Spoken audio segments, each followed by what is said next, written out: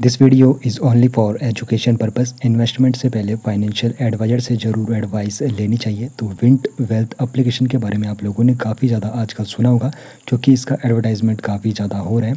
तो यहाँ पर इस एप्लीकेशन में आप लोगों ने ये जानकारी भी ली होगी कि यहाँ पर 9 से 12% तक आपको रिटर्न मिलता है। यहाँ पर कॉर्पोरेट बॉन्ड्स में निवेश किया जाता है। तो यहाँ पर ये सब जानकारी तो आपको पता है, लेकिन यहाँ पर हिडन चार्जेस के बारे में भी आपको पता होना चाहिए। तो सपोज़ अगर आप लोग किसी बॉन्ड में निवेश कर रहे हो 1000 रुपीज़, तो यहाँ पर जो डीपी चार्ज आप लोगों से लिया जाएगा तो अभी 42 रुपये 70 पैसे के करीब यहाँ पर 1000 रुपये बॉन्ड में निवेश करने पर लिया जा रहा है। तो आपको ये बता दूं, जो 42 रुपये 70 पैसे आपके गए हैं, कहाँ गए हैं, इसको विस्तार से समझेंगे। साथ ही साथ यहाँ पर ये भी बताऊँगा, जो आप लोग यहाँ पे कॉर्पोरेट बॉन्ड्स में निवेश करते हो तो ये कहाँ जाता है, तो आपका जो डीमैट अकाउंट बनेगा इसी के साथ बनेगा या फिर नहीं, तो ये भी हम विस्तार से समझने वाले हैं। तो सबसे पहले समझेंगे 42 रुपये 70 पैसे जो आप लोगों ने 1000 रुपये का कॉर्पोरेट बॉन्ड अगर खरीदा होगा, तो यहाँ पर ये 42 रुपये 70 पैसे जो आप लोगों के गए ये डीपी चार्ज में जाते हैं। और अब यहाँ पर पहले समझते हैं विंट वेल्थ। आपको बता दूँ, कॉर्पोरेट बॉन्ड में निवेश का एक प्लेटफॉर्म है और ये आपके लिए क्या करता है, एनएसडीएल डिपॉजिटरी के साथ एक डीमैट खाता बनाता है।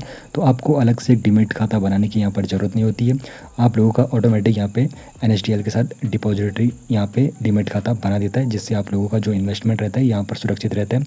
तो यहाँ पर एडवर्टाइजमेंट में काफ़ी ज़्यादा बताया जाता है कि यहाँ पर ये बिल्कुल मुफ्त एप्लीकेशन है, लेकिन यहाँ पर उसकी सच्चाई क्या है उसके बारे में भी समझ लेते हैं।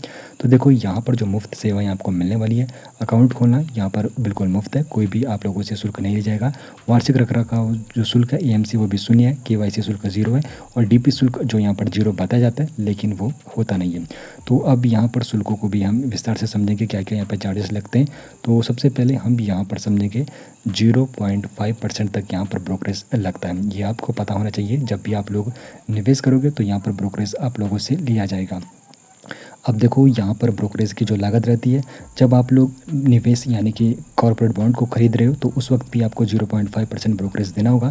जब आप लोग अपने निवेश को यानी कि जो आप लोगों ने कॉर्पोरेट बॉन्ड खरीदेंगे उनको बेच रहे होंगे तो भी आपको 0.5% ब्रोकरेज यहाँ पर लगने वाला है। तो कुल लागत आपकी यहाँ पे 1% ब्रोकरेज आप लोगों से लिया जाएगा खरीदने और बेचने पर। तो यहाँ पर डीपी चार्जेस यहाँ पर बताया जाता है कि 0 है, लेकिन यहाँ पर लगभग लगभग अगर आप लोग निवेश करें तो डीपी चार्ज आप लोगों से लिया जाएगा। और अन्य शुल्क के बारे में आपको बताऊं तो नेट बैंकिंग अगर आप लोग करते हो तो 12 रुपये प्रति लेन देन आप लोगों से यहाँ पर लिया जाएगा। और एनएसडीएल निपटान जो यहाँ पर शुल्क है यहाँ पर वो भी आप लोगों से लिया जाता है। तो ये भी आपको पता होना चाहिए अगर आप लोग यहाँ पे निवेश करने के बारे में सोच रहे हो। बाकी यहाँ पर कर और नियामक जो शुल्क होते हैं उसकी क्या यहाँ पर कीमतें रहते हैं, क्या लागतें यहाँ पर रहती है, उसके बारे में भी समझ लेते हैं। तो देखो, अगर आप लोगों ने निवेश किया है तो मानक नियामक जो शुल्क होता है, जैसे प्रतिभूति लेन देन कर यानी कि STT, stamp duty, SEBI exchange turnover शुल्क, जीएसटी जिसमें ब्रोकरेज और भी शुल्क यहाँ पे शामिल होते हैं, तो वो आप लोगों से लिया जाता है। तो टीडीएस जो यहाँ पे होता है, टैक्स डिडक्शन एट सोर्स, तो यहाँ पर जो भी आप लोगों ने आपके निवेश पर जो यहाँ पे इंटरेस्ट कमाया होगा उस पर 10% यहाँ पर कर लगाया जाता है। तो आपकी जो मूल राशि होती है, जो आपका प्रिंसिपल अमाउंट होता है उस पर टैक्स नहीं लगेगा, लेकिन जो आप लोगों ने इंटरेस्ट यहाँ पे बनाया होगा उस पर आपका 10% टीडीएस लगता है। ये भी आपको पहले ही पता होना चाहिए। बाकी जब आप लोग इनकम टैक्स फाइल करते हो तो उस वक्त आप लोग यहाँ पे इसका अपना रिफंड ले सकते हो। बाकी इस वाले सीरीज से आप लोग अच्छे से समझ सकते हो। तो अगर आपका जो टैक्स स्लैब है 4 लाख रुपए तक है, तो फिर यहाँ पे टीडीएस अगर आपका 10% कटा है तो आप लोगों का 10% रिफंड पूरा हो जाता है जब आप लोग टैक्स फाइल करते हो। उसी प्रकार आप लोग आगे की यहाँ पर इन्फॉर्मेशन यहाँ पर ले सकते हो। तो अब यहाँ पर विंट वेल्थ और साथ ही साथ जो अन्य यहाँ पे इसके कॉम्पिटिटर हैं उनकी अगर हम यहाँ पे तुलना करें जहाँ पर ब्रोकरेज कितना लिया जा रहा है तो ये भी समझ लेते हैं। तो देखो, विंट वेल्थ जो एप्लीकेशन है प्रति लेन देन पर 0.5% तक का ब्रोकरेज शुल्क लेता है। और जो इसके प्रतियोगी है यानी कि जो इसके कॉम्पिटिटर है वो 0.5% से लेके 1% तक का ब्रोकरेज लेते हैं। और वो जो इसके कॉम्पिटिटर है वो स्प्रेड के माध्यम से भी अपनी कमाई करते हैं। तो विंट वेल्थ आप लोगों से सिर्फ यहाँ पे ब्रोकरेज लेगा। जब आप लोग कॉर्पोरेट बॉन्ड को खरीदोगे और बेचोगे तो लगभग 1% आपका यहाँ पर ब्रोकरेज लगने वाला है। बाकी इस चार्ट के माध्यम से आप लोग अच्छे से समझ सकते हो कि विंट वेल्थ में क्या है, ब्रोकरेज यहाँ पे जो इसकी स्पर्धी है यानी कि जो कॉम्पिटिटर उनसे थोड़ा कम लेता है।